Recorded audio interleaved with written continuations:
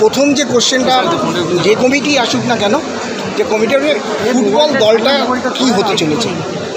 Football দল অনেক ভালো হবে, গতবারের থেকে অনেকটাই ভালো হবে।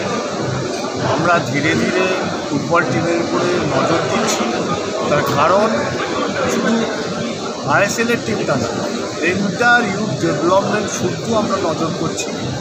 একটু সময় লাগে, তার কারণ হচ্ছে দেশের ফুটবল মানচিত্রটা রাতারাতি বদলেছে, ফ্র্যাঞ্চাইজি কী দিয়ে খেলতে হচ্ছে। আমরা এখন অবধি আমাদের ক্লাবের যে পরিকাঠামো, সেই পরিকাঠামোকে সবাইকেই আগে বলেছি আমাদের অস্তিত্বটাকে বিপন্ন করতে দিই না। এই অস্তিত্বটাকে রেখে পরিকাঠামো, ফিনান্সিয়াল পরিকাঠামোটা কত তাড়াতাড়ি মজবুত করা যায় তার চেষ্টায় আছি আমরা। এই বছর অনেকটাই করবো বলে আশাবাদী। সামনের বার বাকি যতটুকু থাকবে সেটা পূরণ করব।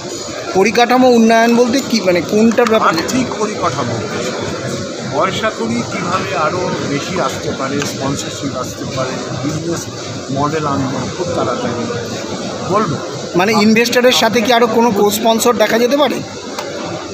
মানে যেহেতু তুমি বলছো নিজেই, চেষ্টা করি।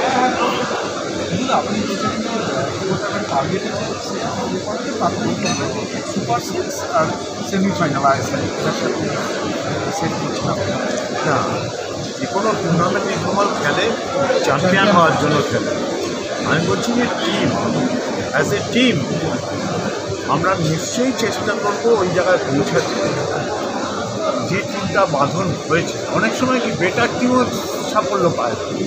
আমাদের টার্গেটটা থাকবে সুপার সিক্সে যাওয়া, সেমিফাইনাল খেলা, টিভির সেমিফাইনাল থেকে ফাইনালে যাওয়া, ফাইনালে গিয়ে চ্যাম্পিয়ন হওয়া, অবশ্যই সেই টার্গেট থাকবে।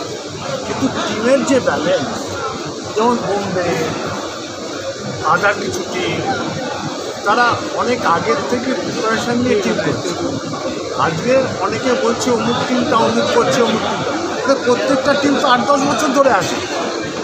আমরা তো সবে জয়েন করেছি, আমাদের পড়শি ক্লাব তো আর একটা ক্লাবের সাথে জয়েন করেছে, তাদের পরিকাঠামো নিয়ে চলছে।